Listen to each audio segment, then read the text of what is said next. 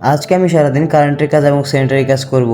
Hello everyone, welcome to my daily new mini blog 59। Guys, আমরা এখন যাচ্ছি খালাম্মাদের বাড়িতে। গতকালকে আমার আম্মা একটা জিনিস রেখে আসছে খালাম্মাদের বাড়িতে। আসার সময় এই ইন্টারভিউটার সামনে পড়লো, আর গাইস এই ইন্টারভিউটাতে আমি ছোটকালে অনেক সময় কাটাতাম। এরপর চলে আসলাম স্যানিটারি দোকানে, কিছু জিনিসপত্র লাগবে আমার। জিনিসপত্র তো কিনা হয়ে গেছে, কিন্তু গাইস একটা সমস্যা হয়ে গেছে। আমার আম্মার ওষুধ ছাড়া ফরিদগঞ্জে পাইনি আমরা। পরে আসলাম হাসপাতালে ওষুধ দেখতে, তাও দেখলাম হাসপাতালেও নাই ওষুধটা। আর গাইস এই হাসপাতালে এসে দেখি একজন মানুষ মারা গেছে, আল্লাহ তাকে জান্নাত বাসী করুক। এখন আমরা বাজার থেকে বাসায় যাচ্ছি, আর বাসায় গিয়ে আমরা কাজ শুরু করে দিলাম। এই যন্ত্রগুলো ম্যানেজ করতে আমার অনেক কষ্ট হয়ে গেছে, তারপর আমি আমার ফ্রেন্ডের কাছ থেকে নিয়ে এসেছি। আমরা অনেকক্ষণ কাজ করার পরে আমাদের আরো কিছু জিনিসপত্র প্রয়োজন ছিল, তাই আমরা বাজারে আবার চলে গেলাম। আমার এক বড় ভাইয়ের লাইফ জ্যাকেট ছিল আমার কাছে, সেটা আমি এই একাডেমিতে দিতে চলে আসলাম। আর এই একাডেমিতে আমি সর্বপ্রথম কম্পিউটার কাজ শিখেছি। এটা আমাদের ফরিদগঞ্জ থানাতে পড়েছে। তো আমাদের বাজারের কাজ শেষ করে আমরা আবার বাড়িতে চলে আসলাম। বাড়িতে চলে এসে আমরা আবার কাজ শুরু করে দিলাম। দীর্ঘ অনেকক্ষণ যাবত আমরা কাজ করার পরে আমাদের কাজ শেষ হয়ে গেল। আর গাইস আমি এই কাজটা কিন্তু মোটামুটি পারি, তাই ধারণা আছে বিধায় এই কাজটা আমি করতে সাহস পেলাম। এরপর আমরা রাত হয়ে গেল, আমরা কারেন্টের কাজ শুরু করে দিলাম।